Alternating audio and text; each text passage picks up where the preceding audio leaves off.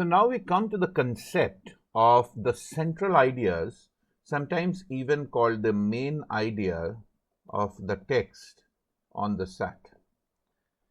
The central ideas questions ask us to identify the main idea of the passage. Since the passages of these questions are fairly short, finding this main idea should not be tricky. Now, looking at these sentences which I have tried to incorporate out here to actually explain the concept of central ideas, if somebody asks us what is the central idea of these two sentences, so there are two ideas involved in this one. Number one, the central ideas of the question, what does it ask us to identify? And two, since the passages are, these questions are short, finding this main idea should not be a problem. So which is the main idea? Is the main idea that the passages are short? I don't think so. Finding this main idea should not be tricky. No, that is not the main idea of this paragraph at all. The central idea or the main idea of this passage is that what the central idea questions ask us to do. This is exactly what we are supposed to be doing with all our SAT passages. So, the clues. Main idea should cover a majority of details of what is included in the text. As this one, the main idea is to introduce or to understand what is the central idea all about. To mention any particular points of emphasis from the text. So we have to emphasize a particular point from the text. That is what a central idea should do. And restate an idea paraphrased in multiple times, in a passage in multiple times. So generally, it is not just a small point, flyby point mentioned. It is mentioned multiple times over and over again to emphasize that this is the main idea or the central idea of the passage. Now, here we should not confuse the central ideas or the main idea of the passage to the main purpose of the passage. It is very important that these two, wherein this one is a different question on the SAT, the main purpose of the passage is a different question on the SAT, and these two are not the same. The main purpose of the passage is what does the passage actually satisfy? By what purpose is the author writing the passage? What does it aim to satisfy? Here, it simply means within the passage, what is the main idea? So these two are very different. We will come to these ones a little while later. So the main idea should not focus too intently on a single detail of the text. Introduce new ideas addressed within the text. So there is a text and it introduces an idea which is outside the text, a new idea that is not at all correlated to somewhere what is mentioned in the text, contradiction of the ideas from the text, user defined texts which are foreign. So you define a text that in India, mystics are called sadhus, right? Okay, so this is a new text, new term being introduced, which probably we may not be able to comprehend, but then this is not the main idea that we are not defining sadhus. Leave the answer to be inferred. So the answer is not within the text. You have to infer the idea. These are questions which we will leave to the inference part, which we have already covered. And by extreme word selection, be very, very careful. Be very extreme in word selection, like superlative. So if we have an option which says things like most, be very careful about these ones. These ones are generally not the idea of the text. Okay, so let's first try to understand, to find a main idea by using some reverse engineering.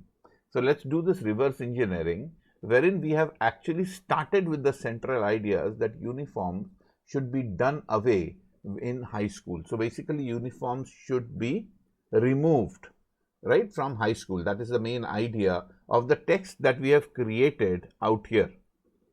Okay, so let's read it. So let's read how probably SAT is going to, sort of fluke you or probably try to trick you by the passage. School uniforms play a pivotal role in promoting discipline, equality, focus among students, high school students. Uniforms establish a sense of order, consistency, eliminating distractions caused by fashion trends, brand labels, or socio-economic differences. Great.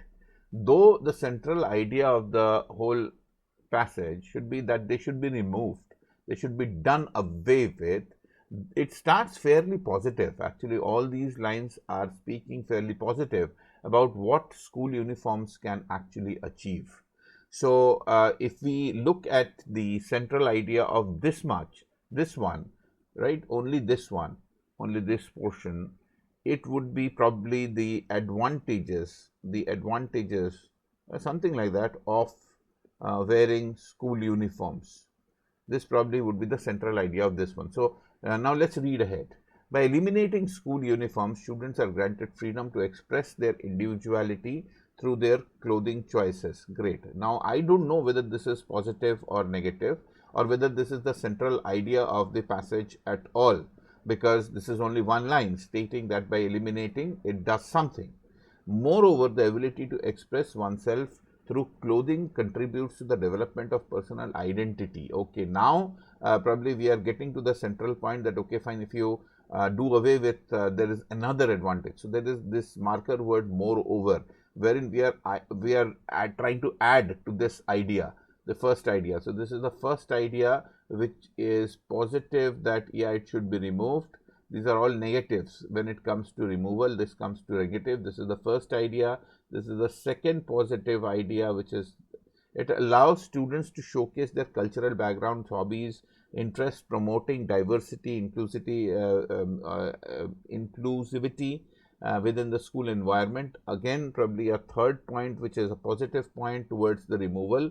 Uniforms can inadvertently create a sense of conformity to suppress students' self-esteem and emotional well-being. Again, a fourth point, the disadvantage of having an school uniform, again confirming that they should be removed. Furthermore, uniforms can contribute to body image issues and self-comparisons among students. Again, a fifth point that basically sort of reiterates the point that they should done away with. So the central idea probably has been hugely stressed on this point, and probably then that is why this should not be the central idea. So this is the kind of reverse engineering that we have done. Because we have started with this, it is very clear that we have got a sentence which basically or a paragraph which basically gives you this kind of an idea. Now let's see if SAT gives you some options how this would be. This is not an actual SAT example. Wearing a school uniform to the school promotes a sense of identity. Great. Okay, fine. It is somewhere mentioned in the text. Somewhere it is there mentioned in the text. Okay, but then let's see if this is the main idea or not. Uniforms in, sorry, I'll just remove this one. Uniforms in school help keep distractions out of the way of academics. This is probably inferred. I mean, this is, I can find this points anywhere in the text. So this is basically inferred. So definitely not the one that I'm looking at. Mature students like the ones going to high school should not be insistent on wearing school uniforms. Probably yes, this might be one of the answers. And students improve their performance by wearing school uniforms. I again don't know. I mean, this is a point which is introducing a new idea. Performance is nowhere mentioned on the text. So the most logical answer to this one should be C. If this were asked in the SAT, this is how we work it out. So let's see, or let's do an actual SAT example to find out how it looks like. By the way, these kinds of questions, central ideas, are probably they are the only questions on the SAT that ask you poetic phrases. So this is not a poetic phrase though. So let's do this one. So I would probably, you could read through this, but then I would probably, not read through this when it comes to the central ideas. When it comes to understanding other parts like inferences, I would probably read through this one also, where this passage has been adopted from. But for the central idea purpose, I would really not go into this one, not waste my time on reading this one as well. So now let's read this one. A green hunting cap squeezed the top of the fleshy balloon of a head. The green ear flaps full of large ears and uncut hair and fine bristles that grew in the ears themselves stuck out of either side.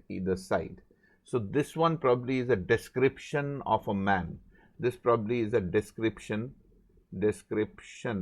of some man, description of a man, and probably by the looks of it, he is not a really handsome person. He looks pretty unkept and things like that, right? Okay. In the shadow under, so this portion, right? This portion, description of a man. Okay. In the shadow under the green visor of cap, Ignatius J. Reilly's supercilious blue and yellow eyes looked down upon the other people waiting under the clock at D.H. Holmes' department store. Great. So he had got a green visor, this man, right? And he had got some supercilious yellow eyes. So again, the description of a man. He looked down upon other people waiting under the clock at D.H. Holmes' department store, studying the crowd of people for signs of bad taste and dress. So the idea here is that there are two ideas out here. The first idea is a man, right? And the description of this man. And the second idea, what the man was doing. What was he doing? He was probably studying other people. What was he doing? Right. Okay. So we have to identify that what is the main idea of this text, whether what the man was doing or what the man looked like. Okay. Now let's look at the answer choices. The answer choices say that he was a stickler of his own dress and appearance. That means he was very particular, methodological about his own dress and appearance. Probably, yeah, this is not the answer. He was quite critical of the appearance of people around him. Okay. So he was looking at other people of the crowd for signs of bad taste in dress. Yes. So he was looking, what he was doing, he was looking at people for bad taste in dress. So he was critical about the appearance of people around it. Could be a good answer. He did not present a very tidy appearance in public. Could be an answer. He was a keen observer of people and liked to visit D.H. Holmes' department store. So this is inferred. He liked to visit D.H. Holmes' department store. We don't know. The passage never says whether he liked it. So basically, he was a keen observer of people. This could be to some extent. This could be true or right, but this is definitely not right. This is false. So when you read the total sentence in totality, this is completely inferred. So we cannot be going with this answer. We cannot be going. Sorry. We cannot be going with this answer also. So the only two choices that we are left with is B and C. He was quite critical of the appearance of people around him. So I said that yes, what he was doing, and he did not present a very tidy appearance in public. So how the man looked. These are the two options that we go with. And out here, probably because the main idea is that what he was doing, because it is not whether he was always untidy, something like this, or in public is not really mentioned. The idea out here should be a B and not a C, right? And not a C. So if we analyze this, it will be something like this. This one, a different idea. In the shadow, if he looked down other people. So the first portion, he looked down, and the second portion, and studying the crowd. So there are 2 points mentioned out here, emphasizing the same thing, that he was critical about people's appearances. So 1 plus 1, while this one probably all says about his own appearance. So that is not the whole idea. That is not the central idea. So let's challenge another one, which is poetic verse this time. These lines are from the poem of Nothing Gold Can Stay. written by Robert Frost. Now, in this one, when it comes to the main ideas, when it comes to the poetic verse, probably the basics I mean, what exactly is the poem like, the name of the poem can give us some clues. So, nothing gold can stay is a clue for us in this one. So, let's read this first. Nature's first green is gold. So, the first bud that comes out is gold, he says. The author says, Robert Frost, very celebrated English poet. It is gold, he says. And that means it is very important. Her hardest hue to hold. So, this is the hardest, portion for her to nurture, because this is first green. This is very new. This is in the cradle. Her early leaves a flower. So before the flower, before the leaf starts, there is a small bud as a flower, but only so for an hour. So this stays only for a very, very small period of time, and then it matures into either a leaf or whatever, right?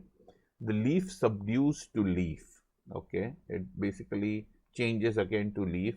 So Aden sank to grief. So there's some introduction of a character called Aden. He sank to grief. So dawn goes down today. Again, dawn goes down to this. So dawn also changes its form. So dawn becomes dusk, right? Dawn becomes dusk. So it changes its form. Nothing gold can stay. So nothing gold can stay. So basically, it says that whatever happens to start with changes its form to something else. So let's see what is the main idea. All boast about physical possessions comes to naught. I don't think this is introducing a new idea of a physical possessions. There is nobody holding some physical possessions out here. So probably, yeah, this is not the answer. All life and pleasure are transitory. Yes, all life is transitory, that is for sure.